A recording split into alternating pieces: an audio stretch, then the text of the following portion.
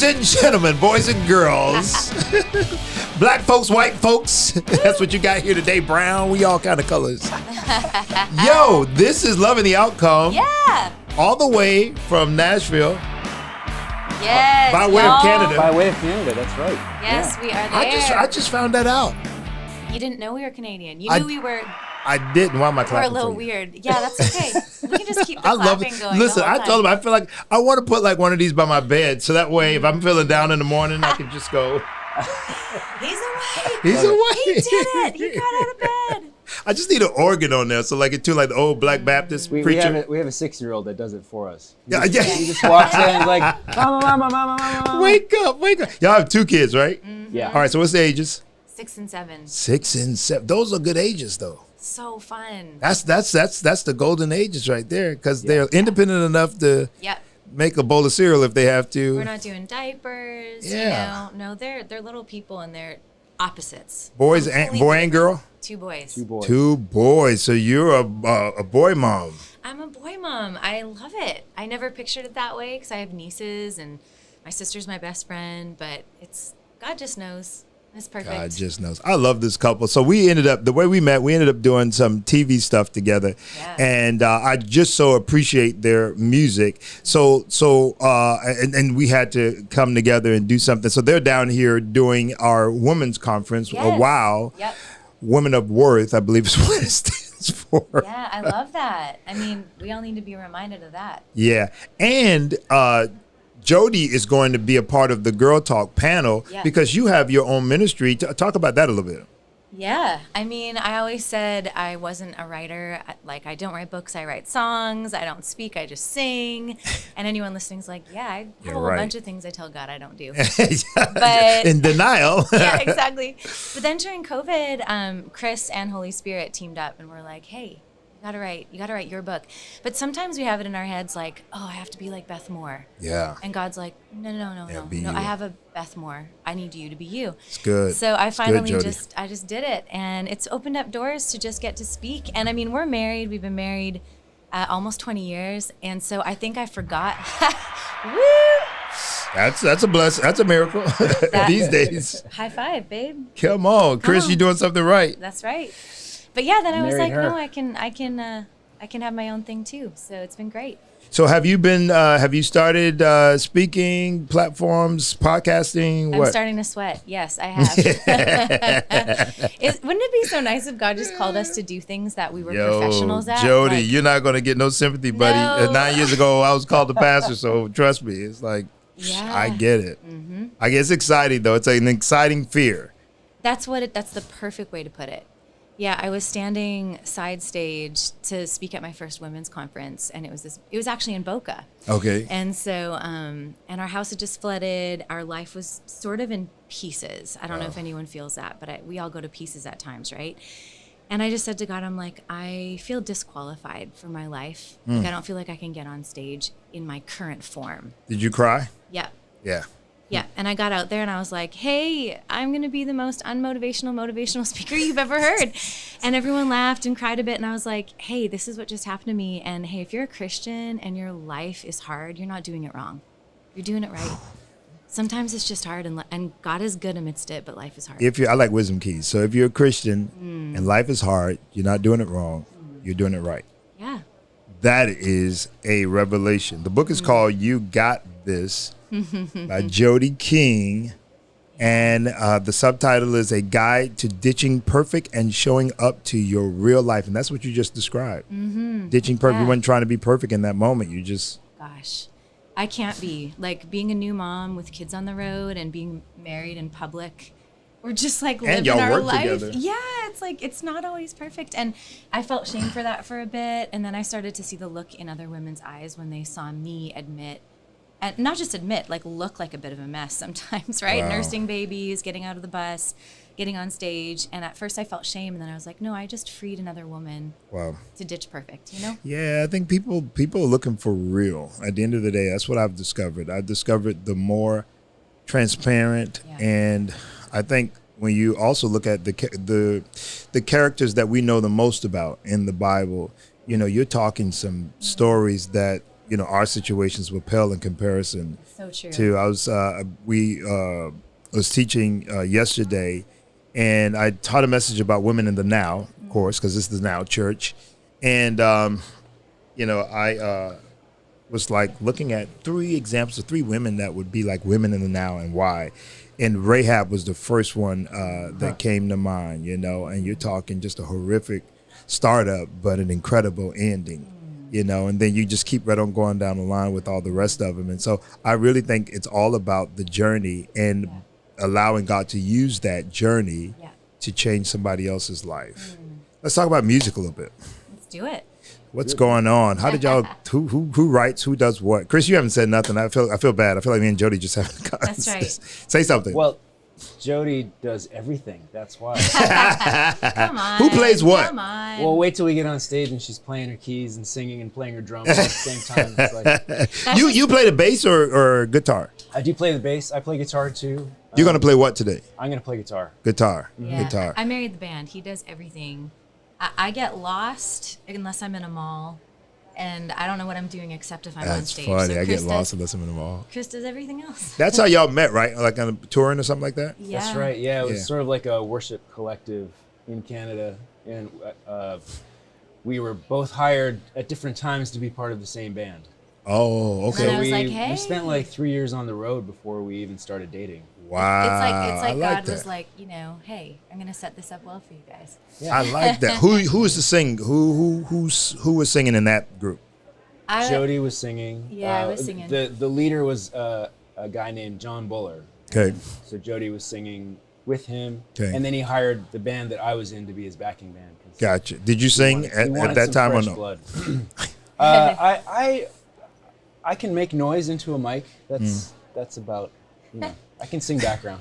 So you're the harmonizing. Yeah, That's right. Yeah. Who That's does the right. writing? We both do. That's been super collaborative. That's kind of how it started, actually.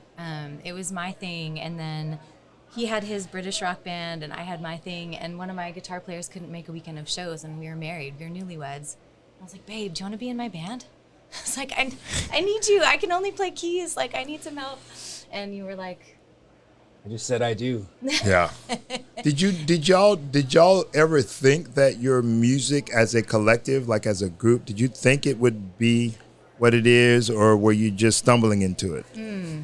I really wanted it to be. yeah. Okay. Yeah. There was always that desire, and I think that we tried to write songs that would hopefully fit in the space, and But we were two Canadian kids. praise the Lord, it sort middle of of worked out. Yeah, the middle of the prairies. Like, there was no one doing music full time. Wow. So it didn't feel attainable, but it's what we wanted. So if you have that gut feeling, like anyone listening, and you're just like, I have this dream, but I don't even know if it's possible. Well, you'll never know if you just stay safe. So we got in our Jetta, we sold everything to make our first record. And we put all the money from our house sale into making music. And that's how it started. We toured, my God. sold CDs out of the trunk of our car, toured Canada for years. And then we ended up opening for the Newsboys in Toronto. And Michael Tate was like, what are you doing here? You need to be in Christian music. You need to get your butts to Nashville. We're like, we never been to Nashville. Isn't it just country music? He's like, no. So we just drove the Jetta to Nashville and signed a record deal. And it had been like years and years of just like, we called ourselves purposeful wanderers because we were just like, we know we're on mission. We know that there's fruit from what we're doing, but we're broke. For so long, like I'm sure someone listening can feel that, right? It's like God is a prosperous God, but we ain't got no money. Right. And sometimes prosper is the fruit of your life for good. the kingdom. And so we knew that part, and that's what kept us going. Wow, I never knew that. I'm so glad we're having this conversation. So Michael Tate is the one that motivated you all. We give him high fives all the time. Yeah, yeah. Thank you. I feel like he sort of gave us the confidence because he would would stand like they were headlining obviously, and we were like first on the bill, so he would just come and just pop out, watch a little bit of our set. That is amazing. Like, I would get nervous because Michael Tate. Michael Tate. Yeah. But What a reminder to be a champion for people, though. Like, he told us the first day, I got a feeling about you guys. And we're like, yeah, right. Like, rock stars don't stand side stage. Yeah. But real rock stars do. Wow. And so we've tried to just always be like that. What was it like having your first single on the radio and it's hitting and all that? What does that feel like? Do you remember that? I mean, what was the first song? What would be the first single? The first single for Love and the Outcome was He Is With Us. He Is With Us. Yeah. Are y'all singing that today? We're singing it tomorrow in church. Okay. I remember. We can. No. Do whatever you want. I honestly don't remember the first time I heard it on the radio, but I remember the first time we got like a report from our team, and they just like, so this is pretty good. We don't usually get this many stations on for the first single. We're just like, oh, all right, great. We're two Canadians used to playing for 15 people. This is great. Yeah. I'll take it. But I remember playing Winter Jam. We went on Winter Jam, which we didn't know what that was. We showed up. We were like, what's this? This should be fun. A little group of people. It's arenas. We're like, okay. And our song had hit right in the middle of that tour, and they asked us to sing it again for the offering moment. Wow. And I will never forget just your acoustic guitar in the middle of a sold-out arena, and they started singing louder than us. And we were just like... let me tell y'all something. You've never lived, if you're a songwriter or a singer or whatever, until you go somewhere and people are singing. That happened to me in Africa, of all places. I was in Ghana, and I didn't realize a little song that a gospel recording artist named Dietrich Haddon had wrote for me. So it wasn't even something from my album. It was a collaboration that I did on his worship album. And it's a very simple song. So I had no idea that song was booming over there. That's so amazing. I go step out, same thing. And you're talking to a sea of people. It's an outside thing. And they started singing, and I just, all but lost it, It's so That's emotional. wild. It's a wild thing. It is wild, especially because it's like a little piece of your story. And then when a million people find their story in your song, it's like, oh my gosh. Yeah, this is God more is than I hoped moving. for. Yep. Hey folks, Javen here. If you've been stuck, if you've been procrastinating, if you've been feeling like you don't know where your next season, your next breakthrough is going to come from, I want to challenge you right now. I got the answer for you. Do it now. Why wait when your best is now? My best-selling book. I want you to pick it up today. It's going to help you get unstuck and get going with this season of your life, because there's so many extraordinary things that are supposed to be taking place right now in your life, but sometimes we just need a little booster. At the end of every chapter, there's a workshop assignment that's going to help you begin to plan your day, plan your week, plan your year. This is your season of now. This is your season of yes, and it's time for you to do it now. Pick it up today. No matter where you are in life, Do It Now is a must-read. Get your copy of Do It Now and get some great nuggets of wisdom by award-winning recording artist, TV host, actor, producer, and author, Javen. Available anywhere books are sold. Why wait for better when your best is now? Didn't you find? All right, I feel like let's be transparent. Let's be a little messy right here. I feel like Nashville. I'm gonna hide behind the couch. Can I just go? I feel like Nashville can, and I'm sure y'all can attest to this. Nashville can be very cliquish, and it can be very, very like a tight bubble to bust in order. Did y'all experience that? No comment. You know Yes. what? Yeah, you know what? Tour life is such a weird life because it allows you to feel really superior. Like you don't have to show up for your real life or something. Like you live on this bus, there's catering, da-da-da. Oh, these must be my real friends because we're on a bus together. And then you get off tour and you're like, nobody answers my texts. Like, what? I guess we weren't real friends. And that's not to throw anyone under the bus. No, it's just the truth. No, it's true. It's true. It's tricky. And trust me. I was in Nashville before y'all. Trust me. I can tell you. Oh yeah, I did a ton of albums, worked with a lot of artists and whatnot. And people were always, why don't you come to Nashville? No, y'all are too. I'm too direct for this nonsense. We'd be in trouble. Canadians are really direct too. They think we're really like polite. We're like, no, we're blunt. Like we're pretty we have good manners, but we're blunt. Yeah, but it's like it's like I don't know. It's like it was a challenge, but I'm glad to see you guys navigated through it and made it your home. We worked with some really amazing people on the first couple of records, and they opened doors for us that we definitely wouldn't have been able to open. Nice. On our own, and so, but didn't you guys do LA for a little while or California? We started in LA because your sister had moved there, and we were like, let's go hang out for a bit. Not just I almost signed a pop deal, just like a mainstream pop deal. I could see that. That's why true we were I there. forgot about that. I could see that. And then it was like right in the So you almost Katy Perry'd it. Yeah, that's right. Wow. Actually, yeah, we got like person that mixed her album to mix my single. Like, and there was some traction there, you know, but the A&R got fired that was trying to sign me. Gotcha. And things just kind of fell away, you know, and then God we had a did that different tour plan. with the Newsboys, and it was like Christian music. Because in Canada, you're a Christian who does stuff in the world. It's not Christian artist. You couldn't live if you only played Christian music. Yeah, so we played clubs, pubs, churches, led worship, schools. We were just doing everything. And we were us in all those settings. And I think it set us up well to come full circle to your question. We were able to navigate Nashville okay because we weren't looking to it to be famous. It was just whoa, like our passion became our paycheck. That's cool. Our passion became our paycheck. But it doesn't have to be. Yeah. You know, but it needs a place in your life. Yeah. So for anyone listening that's like, I've just always wanted to do this thing. Well, you better be doing it. Yeah. But if you don't get paid, it doesn't mean it's not worth anything. Yo, listen, Jodi, I was introducing Martha Menizzi, who was just with us the other night, and y'all had never met her or knew of her or nothing, right? First time, it was beautiful. We had a good chat. She's a ridiculous songwriter when it comes to the foundation of contemporary worship music in America. Yeah. And she used to be just a worship leader at a church at the same time I did. Now, it just so happened both of those churches were pretty large churches, and this would have been early 90s, okay? So this is going way back. And Martha's church that she worked for was in Orlando. Mine was in Tampa. And I remember when I was talking to her, and I said, I was introducing her in front of the whole church.